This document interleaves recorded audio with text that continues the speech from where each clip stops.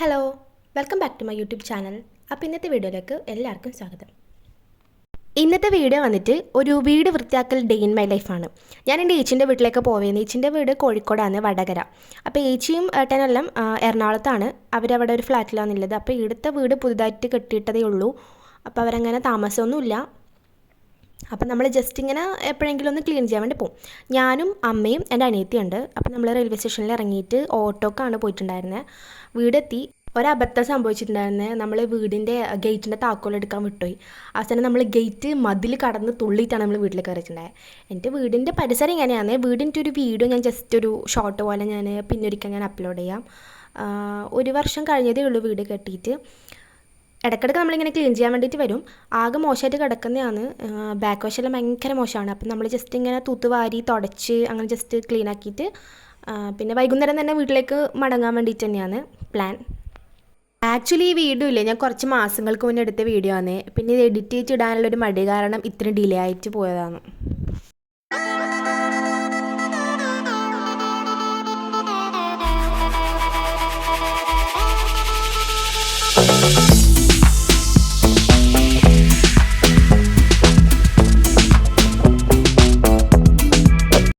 ഇത് വാവേൻ്റെ റൂമാണേ.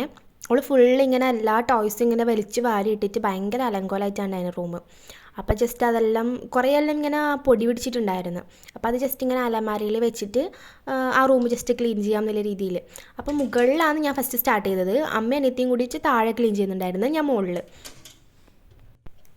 എനിക്ക് ഭയങ്കര ഇഷ്ടമാണ് ഈ വീട്. നല്ല ഭയങ്കര ഒരു വൈബാണ്. കുറേ ഫോട്ടോസും വീഡിയോസെല്ലാം എടുക്കാൻ വേണ്ടി പറ്റിയ സ്ഥലമാണ്. ഇതിന് ശേഷം നമ്മൾ കുറേ വീഡിയോസും ഫോട്ടോസെല്ലാം ഇൻസ്റ്റയിലേക്ക് വേണ്ടിയിട്ട് ഇങ്ങനെ എടുത്തിട്ടാണ് പോയിട്ടുണ്ടായിരുന്നത്.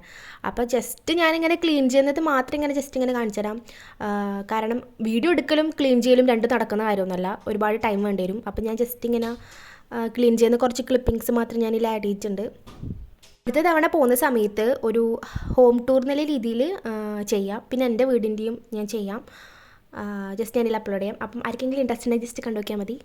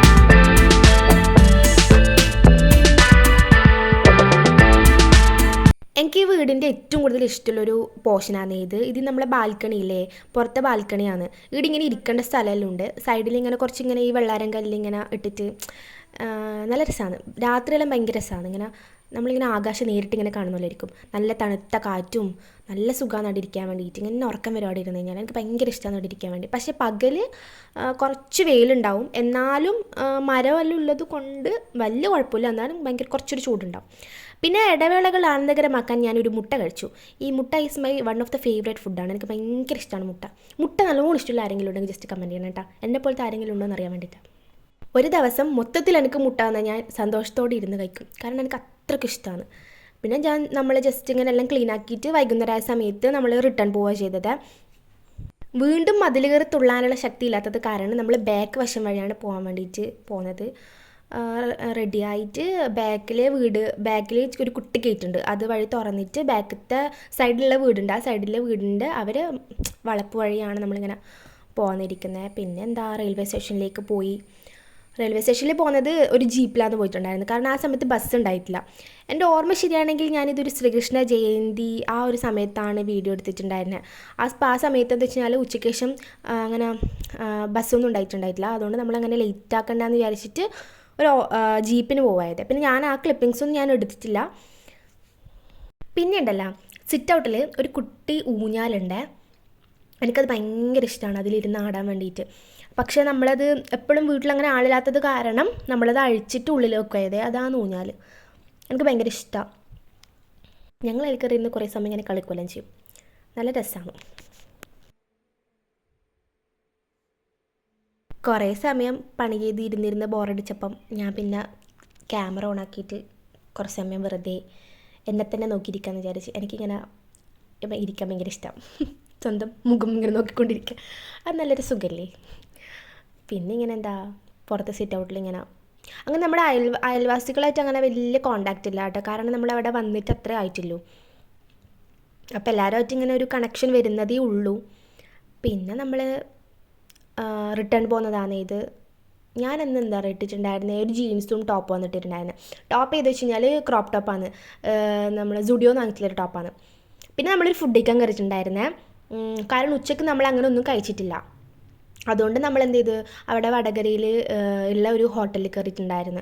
അതിൻ്റെ പേര് ഞാൻ മറന്നുപോയി. കിടുക്കാച്ചി ബിരിയാണി ആയിരുന്നു. എനിക്ക് ഏറ്റവും ഇഷ്ടപ്പെട്ടത് അതിൽ ചിക്കൻ പീസും മുട്ടയും ഉണ്ടായിരുന്നു. അതാണ് അതിൻ്റെ ഹൈലൈറ്റ്. പിന്നെ അമ്മ ഊണ കഴിച്ചിട്ടുണ്ടായിരുന്നു, അതും നല്ല കിടുക്കാച്ചി ഫുഡായിരുന്നു. പിന്നെ ഞങ്ങൾ തിരിച്ചു പോയി ട്രെയിനിൽ കയറി നമ്മുടെ നാട്ടിലെത്തി. പിന്നെ അവിടെ നേരെ നമ്മൾ ബസ്സിന് പോയിട്ട് ഓട്ടോന് പോയി വീട്ടിലെത്തി ഫ്രഷായി ഫുഡൊക്കെ കഴിച്ച് പോയി കിടന്നുറങ്ങി.